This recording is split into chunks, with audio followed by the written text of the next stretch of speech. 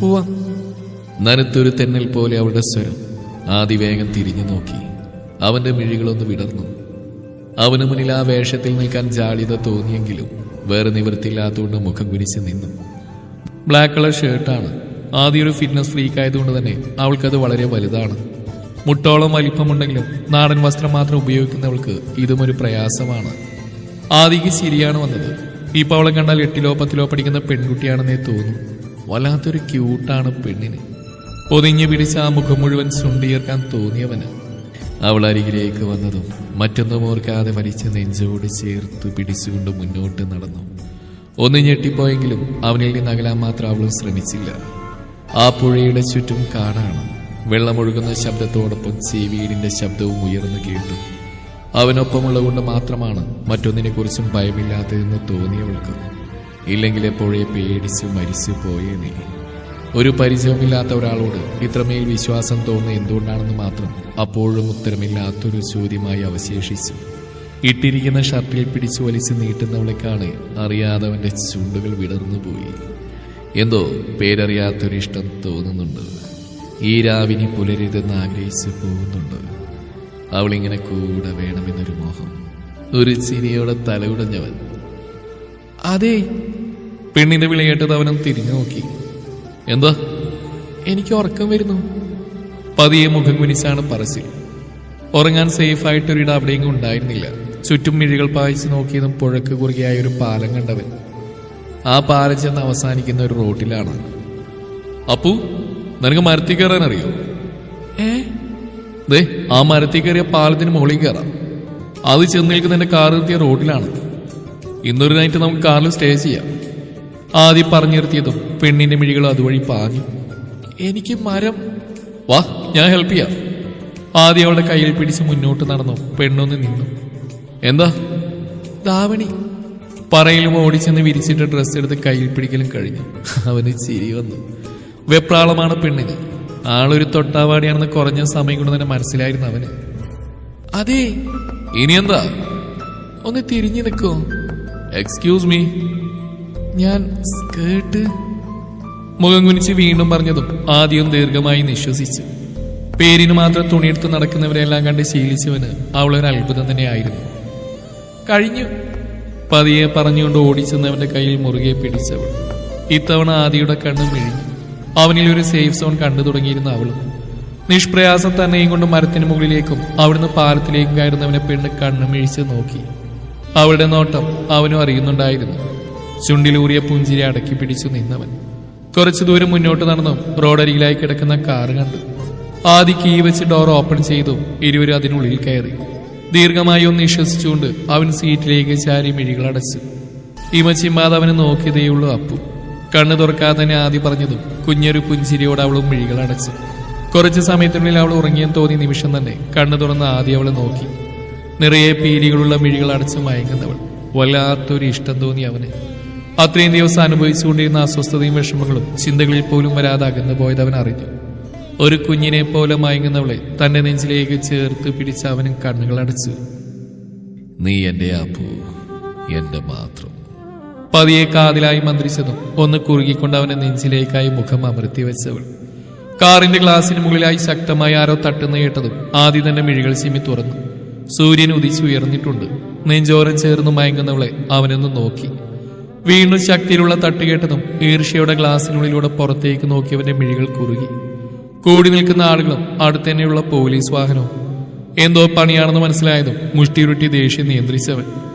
തൂവൽ പോലെ തന്നിലേക്ക് ചേർന്ന് മയങ്ങുന്നവളെ കാണെ പതിയെ ഒരു പുഞ്ചിരി വിരിഞ്ഞു. മനസ്സിൽ പലതും കണക്ക് കൂട്ടിക്കൊണ്ട് തന്നെ അപ്പുവിനെ തട്ടി വിളിച്ചവൻ. മിഴികൾ ഇറുകെ അടച്ച് അവന്റെ താലിക്ക് മുന്നിലായി തലകുനിച്ച് നിൽക്കുമ്പോൾ പ്രാർത്ഥനകൾ ഏതുമില്ലായിരുന്നു അവളിൽ. ആദിയുടെ ചുണ്ടിൽ അപ്പോഴും പുഞ്ചിരിയായിരുന്നു.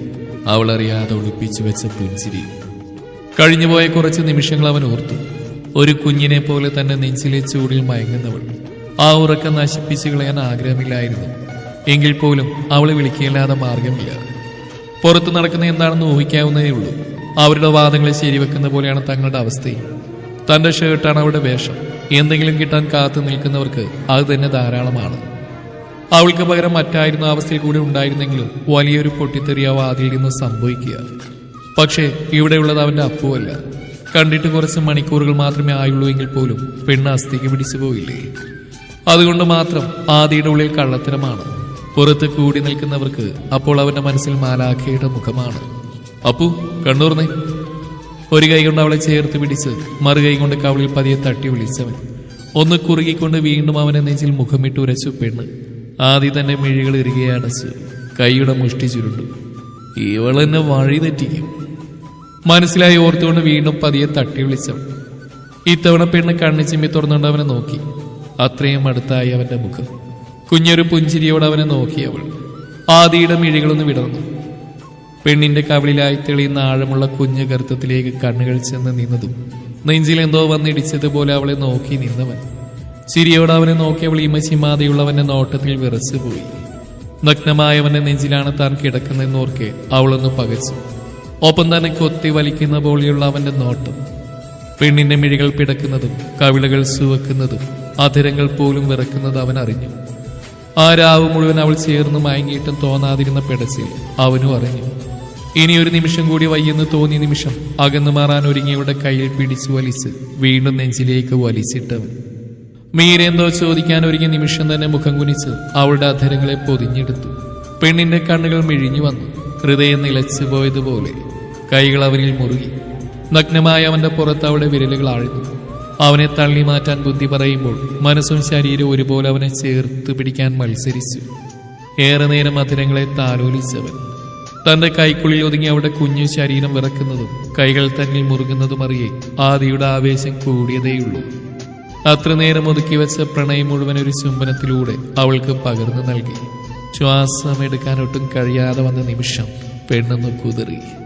അതറിയെ പതിയെ അകന്ന് മാറുമ്പോഴും അവളെ അകലാൻ അനുവദിക്കാതെ നെഞ്ചിലേക്ക് തന്നെ ചേർത്തു. മീരയുടെ കണ്ണു നിറഞ്ഞു. നെഞ്ചിലായി പതിക്കുന്ന നീർത്തുള്ളികൾ അവനെ പൊള്ളിച്ചുകൊണ്ട് പെയ്തെങ്കിലും ചെയ്തുപോയ പ്രവൃത്തിയിൽ അവന് കുറ്റബോധം തോന്നിയിരുന്നില്ല. അതിനപ്പുറം ഒന്നും തന്നെ ഫീലിങ്സിനെ ഒതുക്കി നിർത്താനാവില്ലെന്ന് ആദിക്കും അറിയാം. അപ്പു കരയില്ലേ? ഞാനല്ലേ, എനിക്കെന്റെ അപ്പുവിന് അത്രയ്ക്ക് ഇഷ്ടമായോണ്ടല്ലേ.